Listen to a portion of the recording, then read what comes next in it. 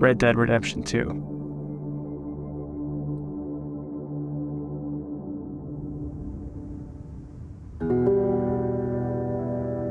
The world's changing. Even I see that now.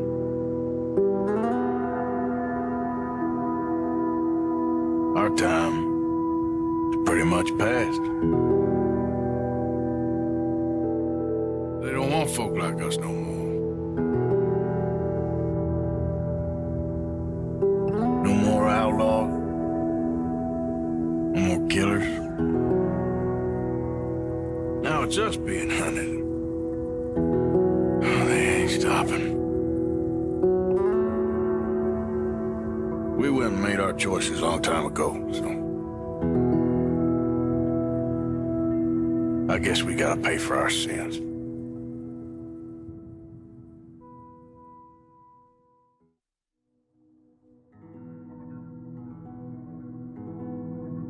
When it arrives, it became exactly that.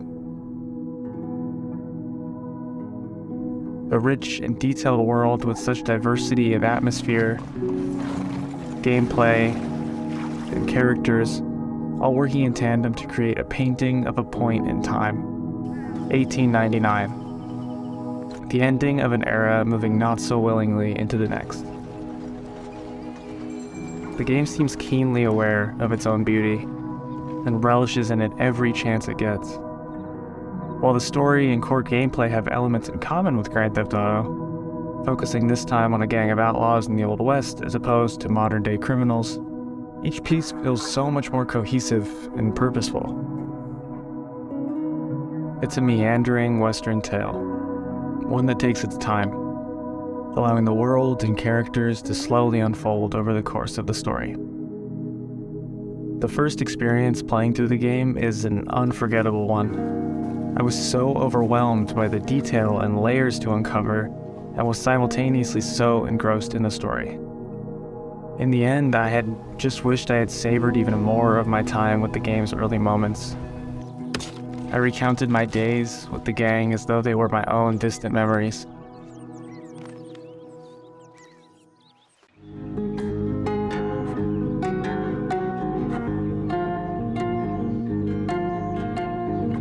There is an insane amount of systems and moving parts prevalent. In addition to elements present in Grand Theft Auto 5, the game also has a hunting and crafting system, detailed interiors to rob or abandoned buildings to find, as well as a conversation system. Watch it! Watch yourself! I don't care how drunk you bastards are. There's no call for that. Allowing you to talk your way in and out of trouble in many situations.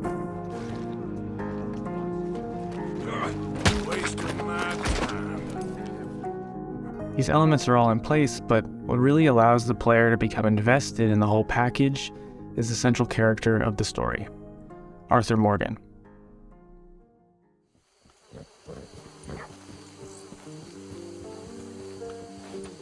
Arthur is a complicated man.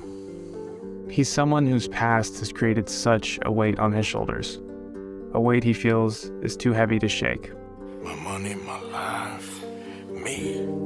I wasn't good enough. Although his actions constantly say otherwise throughout the story, he cannot see himself as a good person. You saved my life. You're a good man, and here. You want a pen? It's one of them steel ones. Oh. That's very kind of you. But I'm not a good man. No wonder they all leave you. You sour-faced idiot. You ain't fooling no one. His turbulent childhood found him searching for guidance, and at a young age, he stumbled into the care of Dutch Vanderland and Hosea Matthews, two charismatic crooks set on making a life for themselves free of civilization's suffocating grip. Over time, as more lost individuals entered the group, they became the Vanderland Gang, a group of men and women of all ages, backgrounds, and circumstances, brought together by the leadership of Dutch and the moral steadfastness of Hosea. Tell him, Arthur. Tell him we're okay now. We're okay, Dutch. Jose's right. We're just getting back on our feet. Arthur's role in the group is a sort of implicit leader. He's not the one giving big speeches during times of distress or sharing philosophies on life and meaning. Our job is to make a better world for ourselves. But he is who people go to in times of need. Let's get you home. He's who Abigail asks to take Jack fishing when his father isn't making an effort at all. He's the one Pearson, the camp cook, counts on to bring in food. And he himself often offers to replace items individuals have lost throughout their constant moves, fleeing from the law. When we first meet Arthur and the gang, they're going through a tough time, tougher than usual. After a robbery went awry in Blackwater, they fled to the mountains, losing members of the gang in the process. Now we've had, well, a bad couple of days. I loved Davy, Jenny, Sean, Mac. They may be okay. We don't know. But we lost some folks. As the story continues, the gang keep heading east. It seems civilization is much more difficult to escape than it used to be. With each new chapter, there's a new town and a new camp, a new part of the world to get lost in, and a new opportunity for discovery within the world and the story.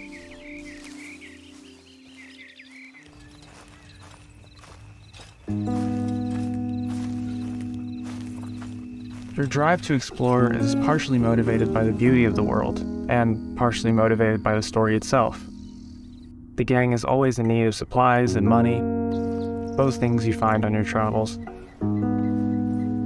Throughout these journeys, Arthur writes and draws in his journal, giving you a ton of insight into his mental state, thoughts on certain story beats, as well as an archive of your discoveries and when you found them.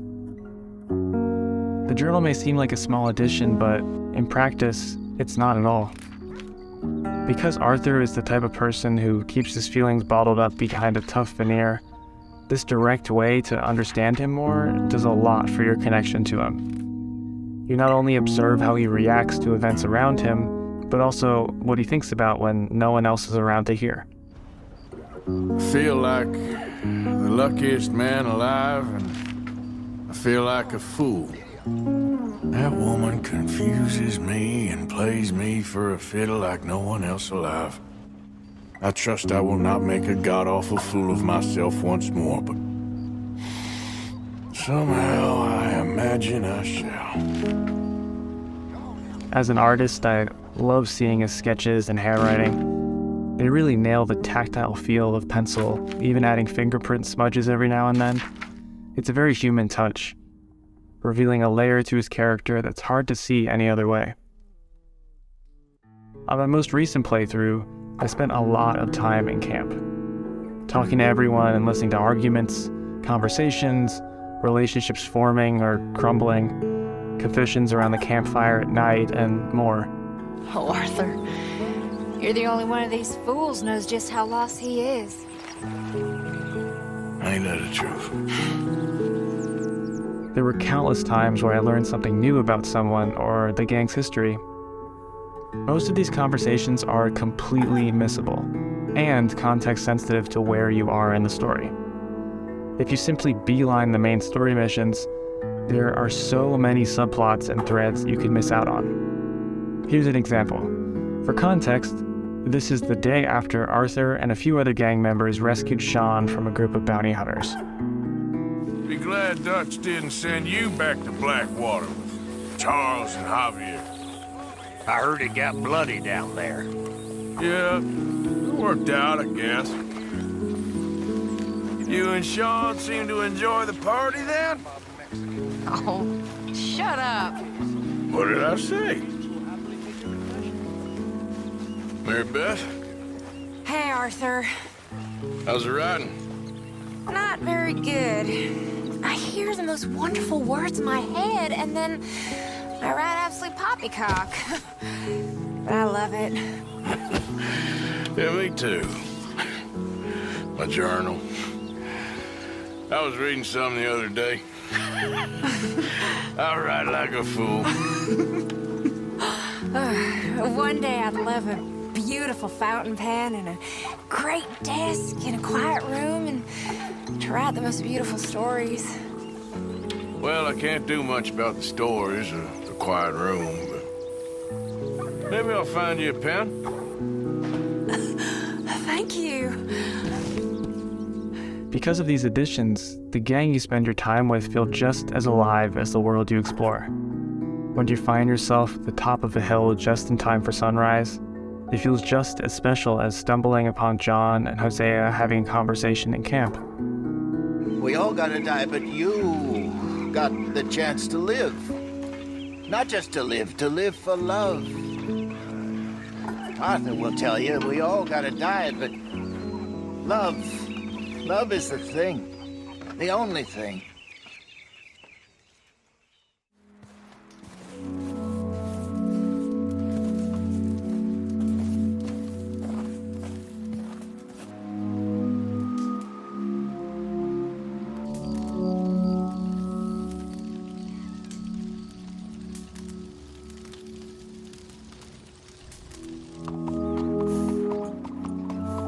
The world of Red Dead Redemption 2 feels massive. There are so many distinct climates, from the snowy mountains of the game's opening to swamps, deserts, and practically everything in between. There's been massive upgrades to the weather systems. You can often see a storm coming in the distance, and watch as the clouds overhead envelop the landscape around you.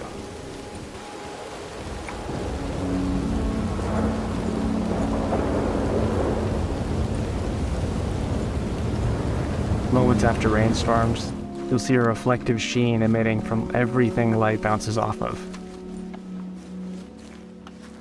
Night skies are breathtaking. When you're in areas free of light pollution, an explosive amount of stars scatter the sky.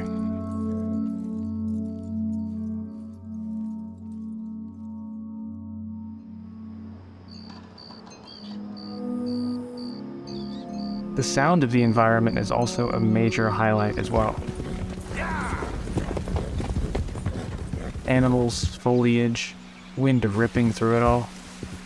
It's a dense soundscape. It's not only realistic, but dynamic based on what's actually around you. Hear a bird call? Search nearby and you'll be able to find its source.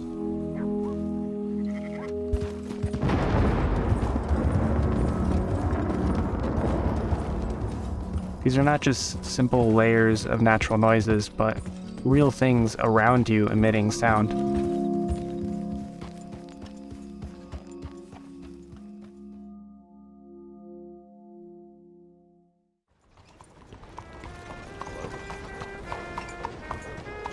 Of course, in 1899 there are no radio stations. Although you will hear the rare camp sing-along or banjo session here and there. Her neck's so long and stringy, I'm afraid she'll never die. Instead, scattered through your road trips will be ambient soundtracks. All dynamically relevant to the time of day and location. There's the perfect amount of space between these moments.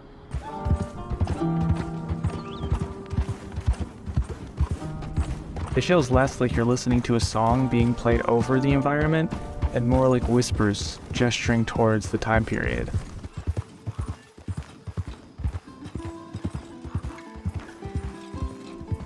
These moments are perfectly complemented by the meditative act of slowly riding your horse through the landscape.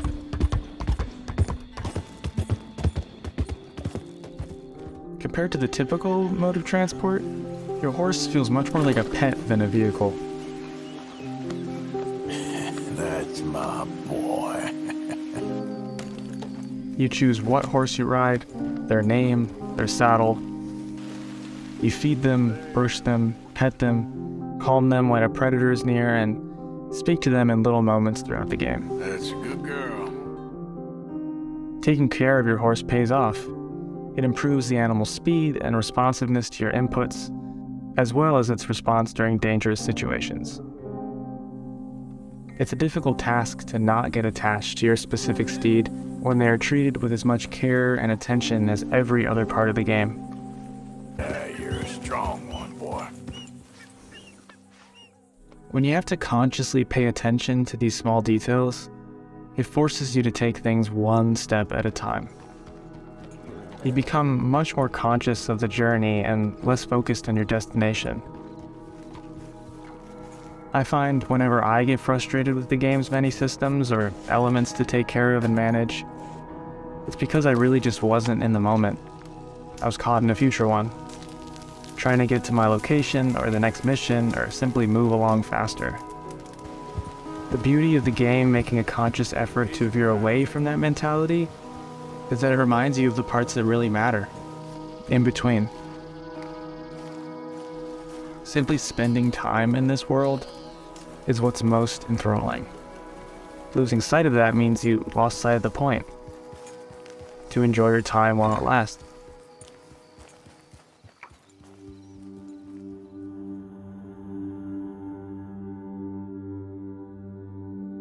The combination of the game's intensely immersive slice of Earth and its story created an immensely emotionally weighted experience.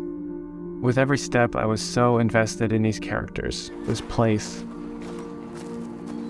I felt as though I was able to peer into another world in more detail and depth than in any other experience I'd ever had. I didn't just shoot Arthur's gun, I heard him whistling to himself across the many road trips we took in the wilderness.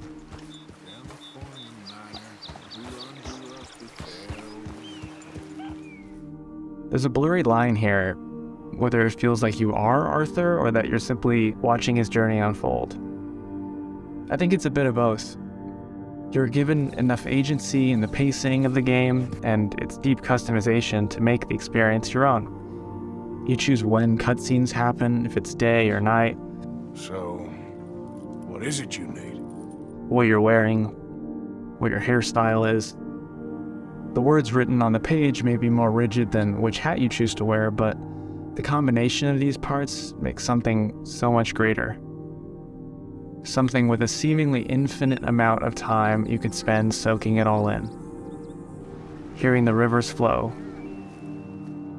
fishing, playing poker, or listening to the bustling streets of Saint Denis, uncovering mysteries, or simply sitting on the edge of a cliffside, taking in the evening air.